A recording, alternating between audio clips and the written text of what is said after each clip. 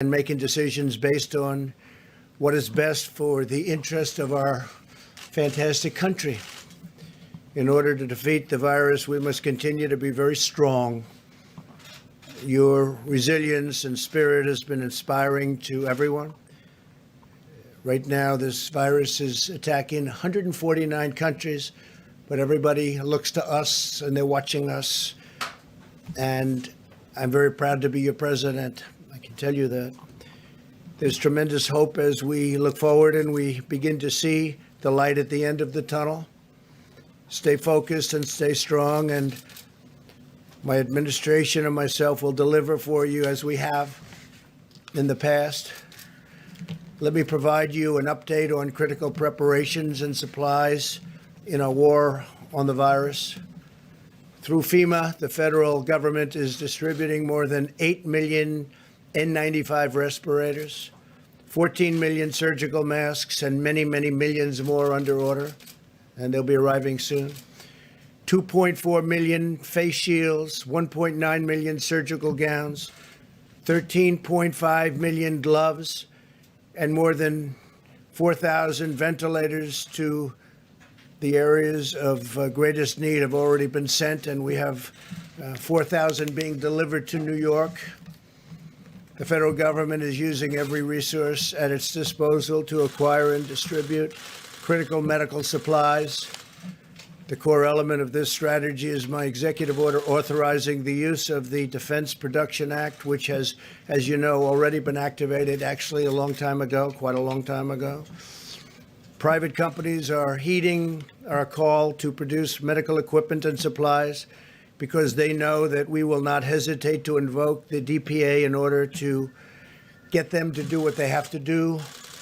It's called leverage. You don't have to use it from the standpoint of actually it's been activated, but you don't have to use it. But the threat of it being there is great leverage, and companies are doing as we ask, and companies are actually even better than that. They're coming through and they're calling us. And it's been really something to see. This morning, Ford, 3M, General Electric Healthcare are making tremendous numbers. They've already started of respirators, ventilators, and face shields. They're working together. We didn't have to exercise or utilize the DPA in any way. The fact that we have it helps, but we didn't have to, and for the most part, we won't have to. We're receiving full cooperation from companies with the understanding that the federal government stands ready to compel cooperation if need be. We haven't found that to be the case. It's been really amazing to see these big, strong, powerful, in some cases very small companies, family-owned companies, step up and make a lot of great product for what we're going through and what we will continue to be going through for a while. The Army Corps of Engineers and the National Guard are building 4 hospital facilities in New York City at the Javits Center, which will be operational very soon. They've already started. In addition, they're building 4 separate medical facilities in different parts of the state. We're dealing with Governor Cuomo on that. So you're going to have 4 hospitals and 4 medical facilities at the highest level, too. Really incredible facilities. Temporary, but incredible. We're also deploying the U.S. Navy hospital ship, and that will be arriving in New York Harbor in the not too distant future. It's finishing its maintenance. They're doing a very big maintenance, and what we did is we condensed it very seriously. And as you know, the other hospital ship, and these are incredible ships, it's already on its way to Los Angeles. So we're in frequent contact with state and local officials and getting a lot of work done. We're likewise building hospitals in Los Angeles. We're working also the state of Washington. We're working with the governor of the state of New Jersey. We're building a medical facility, a hospital facility, and doing a lot of work. I want to thank the people from FEMA, the great people from FEMA, and also the Army Corps of Engineers. Secretary Mnuchin and the members of my administration continue to work closely with Congress. I'm pleased to report that we are working to pass the biggest and boldest financial relief package in American history. Senators will soon hopefully vote on a $2 trillion bill that will deliver direct cash payments to struggling Americans. No fault of their own. This came out of nowhere. Nobody can imagine this even happened, but it's not their fault. We want to protect, and we will, all of the things that a person needs protected and a family needs protected. We're working on job retention loans for small businesses and extended unemployment insurance for laid-off workers. The legislation will also include billions of dollars for additional resources for our, and really heroic, these are incredible doctors, nurses, brave, and hospitals, as well as support for hard-hit industries such as the airline industry and the cruise ship industry, which employ tremendous amounts of people and obviously serve very important functions beyond that, with very tough protections for the American taxpayer. The loans will be very secure and they will be very profitable, and at the same time they'll bridge, they call them bridge loans in many cases. They'll be bridging these companies back into very good health. And some of them are very important companies that 4 weeks ago didn't have a problem. I'm also confident that the Democrats will do the right thing. I feel very confident. They're working very hard together right now, Republicans and Democrats, and they're getting very close to a very fair deal and a great deal for the people of our country. Today, as you probably saw, the Dow surged over 2,100 points. That's the all-time record history of the exchange.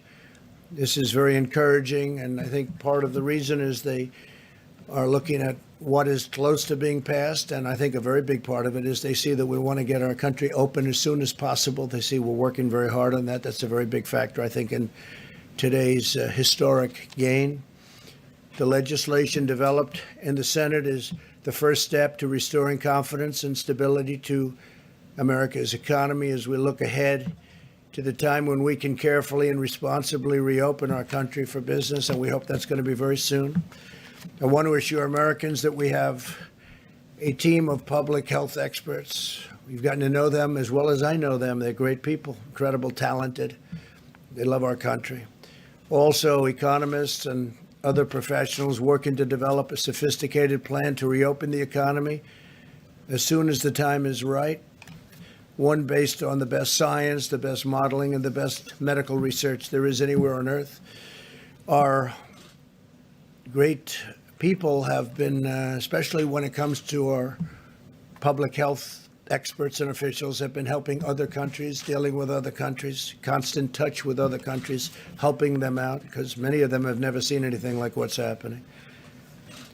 But our decision will be based on hard facts and data as to the opening. I'm also hopeful to have Americans working again by that Easter, that beautiful Easter day. But rest assured, every decision we make is grounded solely in the health, safety, and well-being of our citizens. This is a medical crisis. This isn't a financial crisis. But it's a thing that nobody has seen for many, many decades, nothing like this. Marshaling our economic strength is a key feature of defeating the virus, producing the material supplies and equipment that we need, and they're doing a really fantastic job. We're helping the governors. We had a conference call the other day with the governors, and we allowed the press to join us on the call, and the spirit between us and the governors has been really great. We should never be reliant on a foreign country for the means of our own survival. I think we've learned a lot. We've learned a lot. This crisis has underscored just how critical it is to have strong borders and a robust manufacturing sector. For 3 years, we've embarked on a great national project to secure our immigration system and bring back our manufacturing jobs. We brought back many jobs, record numbers of jobs. And this really shows, this experience shows how important borders are.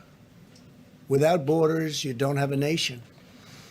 Our goal for the future must be to have American medicine for American patients, American supplies for American hospitals, and American equipment for our great American heroes. Now both parties must unite to ensure the United States is truly an independent nation in every sense of the word. Energy independence, we've established that. And something incredible that we've established. We're energy independent, manufacturing independence, economic independence, and territorial independence enforced by strong sovereign borders. America will never be a supplicant nation. We will be a proud, prosperous, independent, and self-reliant nation. We will embrace commerce with all, but we will be dependent on none. Above all, we know that the best thing for our economy and the world right now is a very, very powerful victory over the virus. Every day, the American people are showing the unity and resolve that has always defined the character of our nation.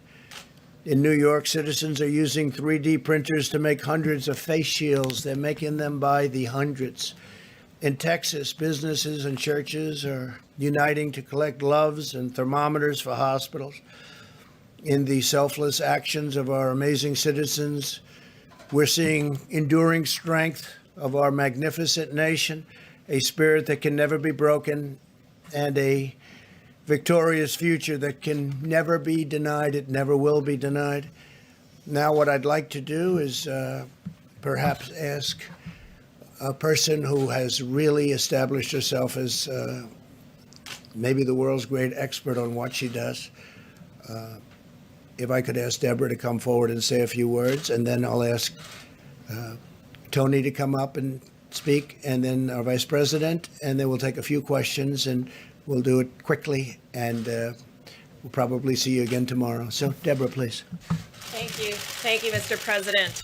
I think those of you who heard the town hall, we are continuing to accelerate testing at a record rate.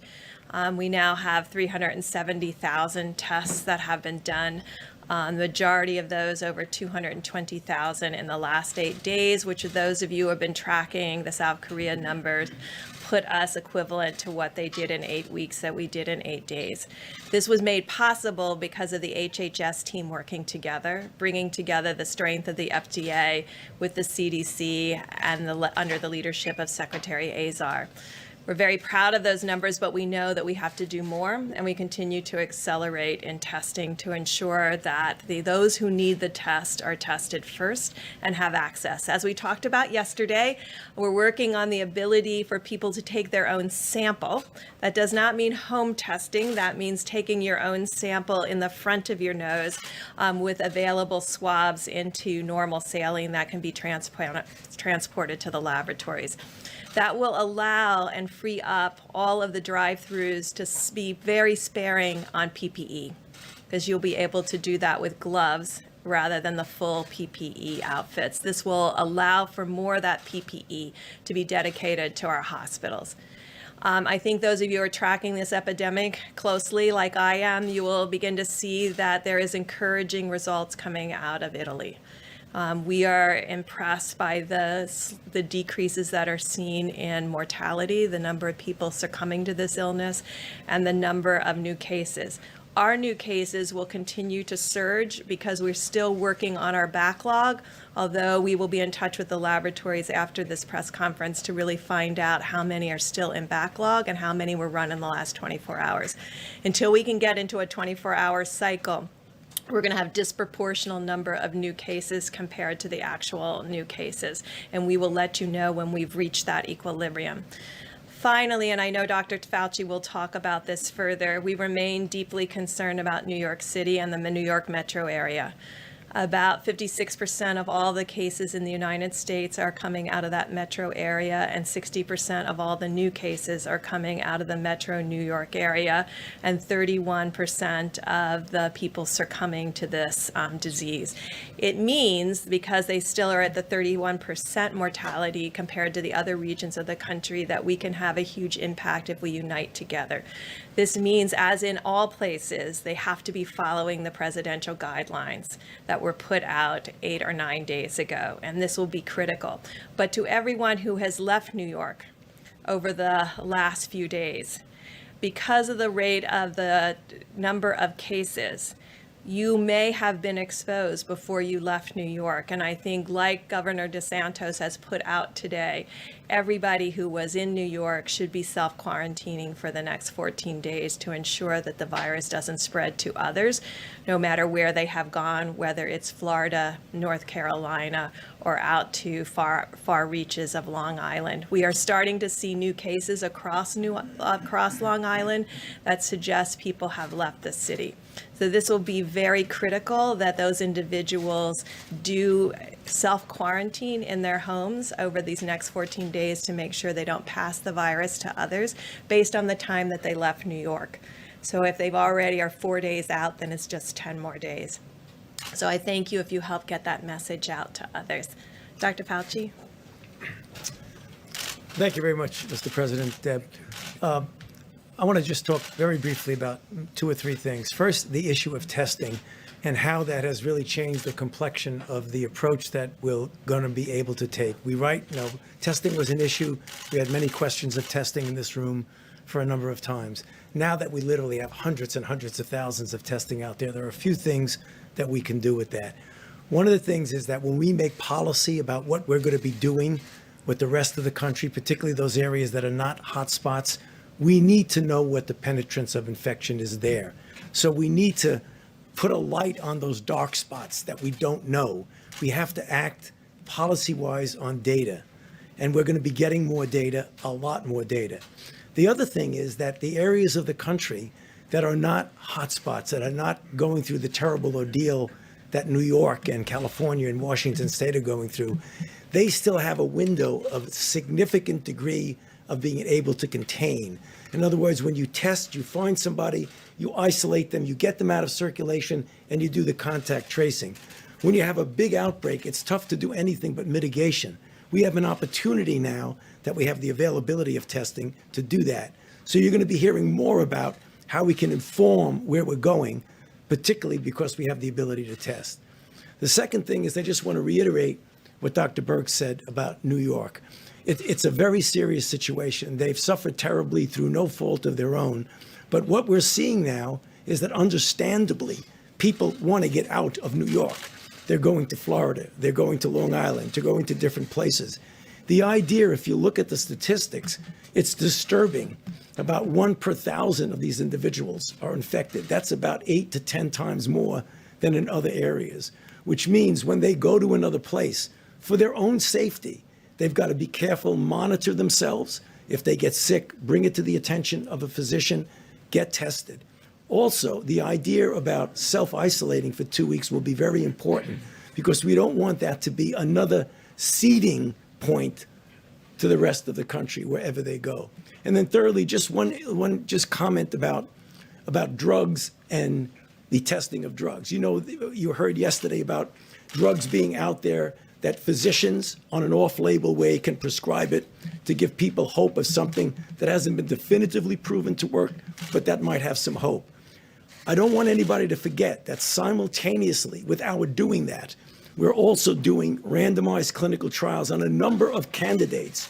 You've heard about candidates, but there are others in the pipeline where we'll be able to design the study, and over a period of time, particularly since we have so many infections, we'll be able to determine definitively, are these safe and are they effective? We're talking about remdesivir, other drugs, immune sera, convalescent sera, monoclonal antibodies.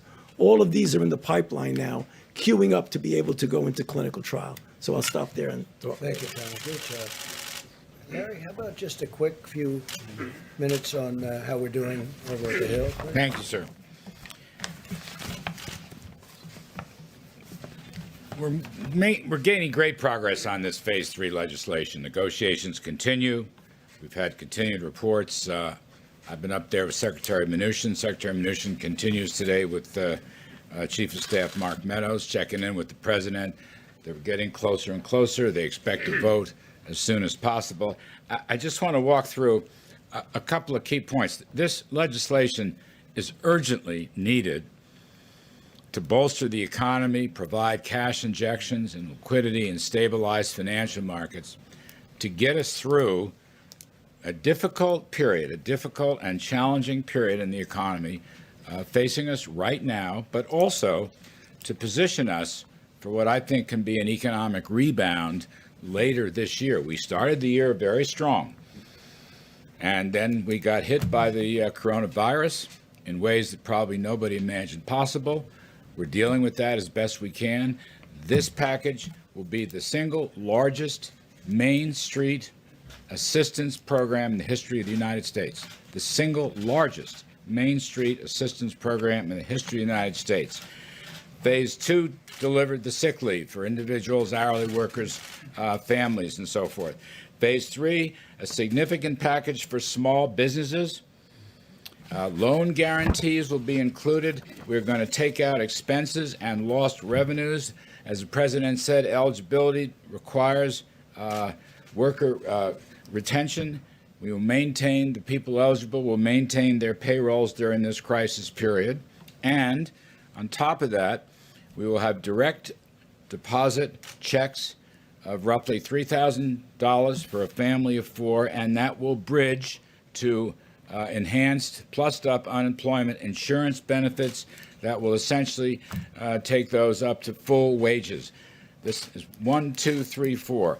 You know, a strong workforce requires strong business. You can't have a job without a business to work for. And the hope here is that the companies that were operating very well at the beginning of the year when the economy was in good shape, we will help them and their employees get through this tough period so they will come out the other side, let's say this later this spring or summer, and will continue their operations. That's the key point. Now, don't forget, there's income tax deferrals for individuals and corporations without interest and penalties. There's student loan interest and principal deferrals without any penalties.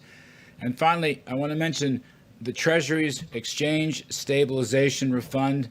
That will be replenished. It's important because that fund opens the door for Federal Reserve firepower to deal a broad-based way throughout the economy for distressed industries, for small businesses, for financial turbulence. You've already seen the Fed take action. They intend to take more action. And in order to get this, we have to replenish the Treasury's emergency fund. It's very, very important. Not everybody understands that. That fund, by the way, will be overseen by an oversight board and an inspector general. It will be completely transparent. So the total package here comes to roughly $6 trillion, $2 trillion direct assistance, roughly $4 trillion in Federal Reserve lending power. Again, it'll be the largest Main Street financial package in the history of the United States. Liquidity and cash for families, small business, individuals, unemployed, to keep this thing going. We're heading for a rough period, but it's only going to be weeks, we think. Weeks, months, not going to be years, that's for sure. And hopefully pave the way for continued economic recovery after this crisis departs. Thank you, sir. Thank you. I've been hearing that voice for so many years, like 30 years or more maybe, and it's a great voice and it's a great man. So Larry Kudlow, thank you very much. I want to say that that package, and we went over parts of it, but pretty big parts, it really sets us up to, I think, even supersede where we were a month ago. I think we can get up there quickly, and I think it allows us to supersede. It allows us to help these great companies that need help, like Boeing, which is, it had a problem, and then on top of that problem, it had the virus come in. But we'll be helping Boeing, we'll be helping the airlines, we'll be helping the cruise lines, we'll be doing a lot of things, and the money will all come back to us, and it'll come back to us in a very strong form. And before we take some questions, I'd like to ask our great Vice President to say a few words, if you would, Mike, please. Thank you, Mr. President. The White House Coronavirus Task Force met again today. And on behalf of the President of the United States, everyone on our team, and our state leaders, let me just say thank you, America. People across this country, businesses large and small, are responding to the threat of the coronavirus in ways that are deeply inspiring. People are acting on the President's 15 days to slow the spread, and it is making a material difference. Our experts standing beside us told us that if every American, regardless of whether you're in an area that's impacted by an outbreak of the coronavirus or not, if every American would embrace these guidelines, that we could significantly reduce the number of Americans that would contract the coronavirus and protect the most vulnerable. And as the President reflected earlier, tens of millions of Americans are doing just that, and we're grateful. The focus of our task force, of course, is to slow the spread, to promote mitigation strategies. Beyond that, though, the President has us focused on testing and on supplies, and making sure that those that are enduring the symptoms of the coronavirus and those who are ministering to them, our extraordinary healthcare workers, have the support that they need. In the category of supplies, you just heard Dr. Birx indicate that we've made great progress. We have done more tests in the last 8 days than were done in the previous 8 weeks, and it's because of the public-private partnership that the President forged with commercial labs. And I would encourage people around the country to remind your family members and friends, if you don't have symptoms, don't get a test. We want to make sure people who are having symptoms, who have a concern, have the ability to be tested and to have those tests processed. We're continuing to urge all county hospitals, all labs around the country to report to the CDC all the results of the test, as it'll give these experts around us the ability to continue to advise the President on best practices. As I mentioned, we all continue to follow the outbreak around the country and the test results. But as several have mentioned, we're particularly focused on New York. The reality is the New York metro area was 60% of the new cases in the country. And specifically, as a layperson, I can tell you that the infection rates are roughly 1 in 1,000 in the New York City metropolitan area, where they are 0.2% per thousand or 0.1% per thousand in places like Washington State. It is the reason why today the White House Coronavirus Task Force is calling on any American, first and foremost, if you're in the New York City metropolitan area or elsewhere, to take the guidelines that we issued and avoid non-essential travel. But for anyone in the New York metropolitan area who has traveled, our task force is encouraging you to monitor your temperature, be sensitive to symptoms, and we are asking anyone who has traveled out of the New York City metropolitan area to anywhere else in the country to self-isolate for 14 days.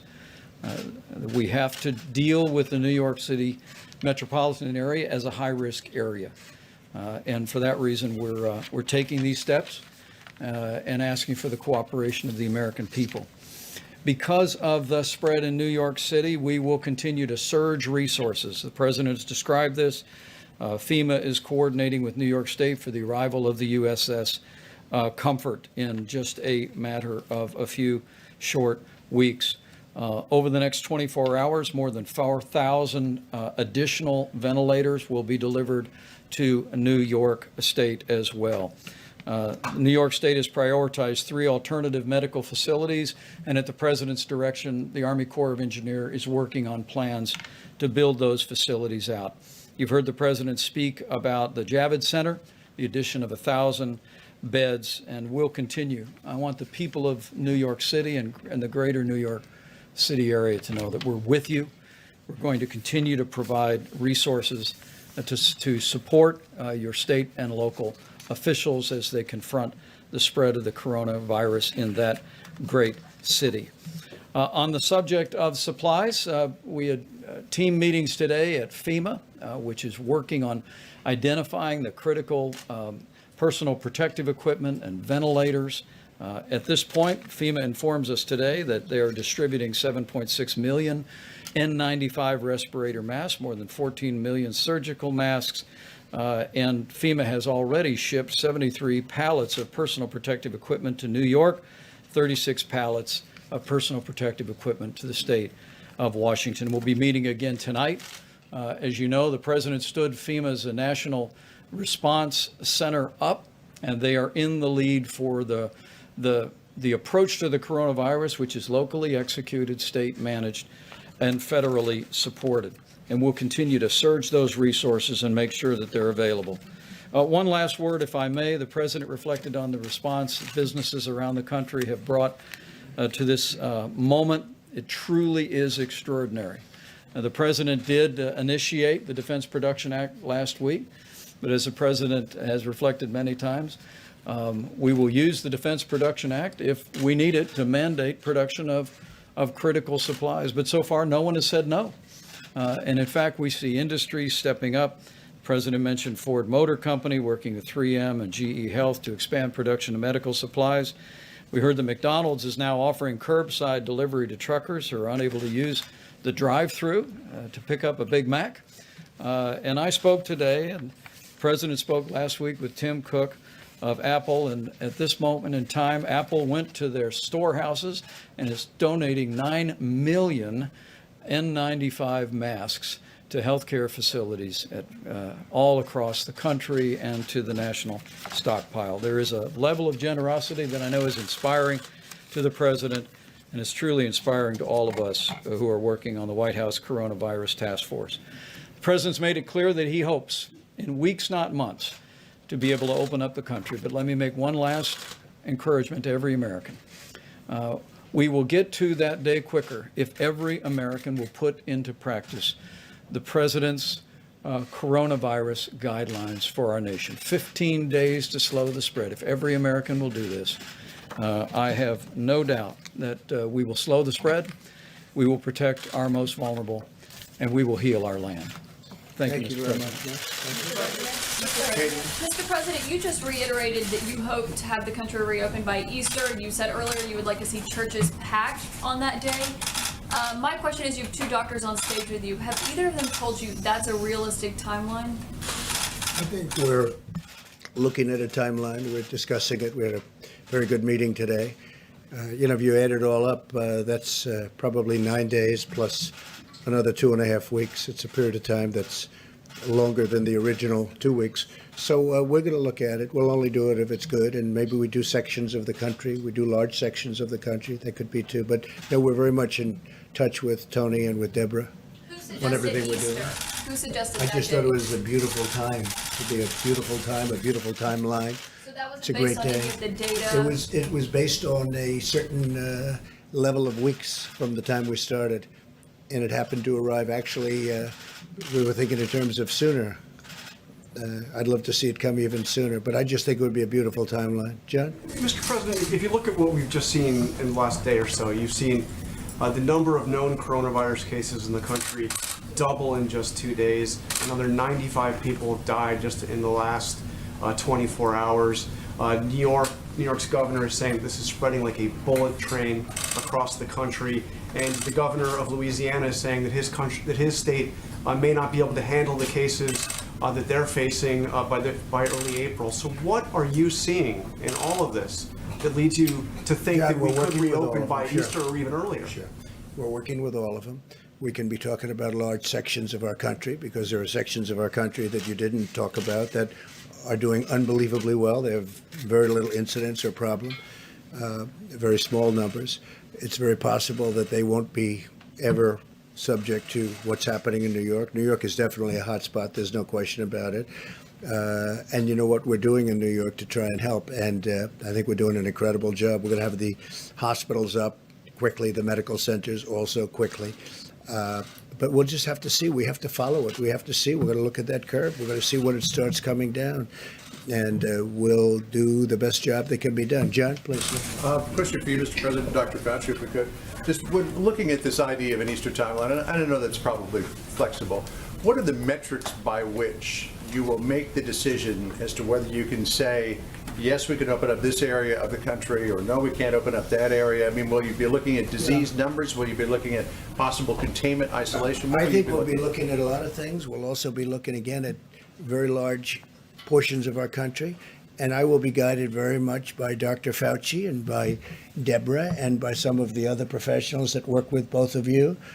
And we're going to see what will be. But that would certainly be, I think that's a goal that perhaps can happen, or at least for a very large portion of our country. Fauci, since, as the president said, you and Dr. Birx and others will be guiding him in making the decision, where are you now with this timeline of 19 days from now? So, I mean, that's really very flexible. We just had a conversation with the president in the Oval Office talking about, you can look at a date, but you got to be very flexible. And on a literally day by day and week by week basis, you need to evaluate the feasibility of what you're trying to do. And John, you asked for, what kind of metrics, what kind of data. When you look at the country, I mean, obviously, no one is going to want to tone down things when you see what's going on in a place like New York City. I mean, that's just, good public health practice and common sense. But the country is a big country, and there are areas of the country, and I refer to this in my opening remarks, that we really need to know more about what the penetrance is there. So if we do the kind of testing what we're doing, and testing will always be associated by identification, isolation, and contact tracing, and you find after a period of time that there are areas that are very different from other areas of the country, you may not want to essentially treat it as just one force for the entire country, but look at flexibility in different areas. So I think people might get the misinterpretation. You're just going to lift everything up, and even somebody's going like that. That's not going to happen. It's going to be looking at the data. And what we don't have right now that we really do need is we need to know what's going on in those areas of the country where there isn't an obvious outbreak. Is there something underneath the surface that says, wait a minute, you better be careful and really clamp down? Or what looks there that you don't really have to be as harsh as you are in other areas. So it's looking at information that up to this point, John, we never had. So it's a flexible situation. Was New York becoming our war? Is New York becoming the epicenter? Well, it certainly is by far if you call it hot, if you call it any word you want to use, it is at a level that, I was speaking to Tony before, it's a level that no place else is close. It's very unfortunate.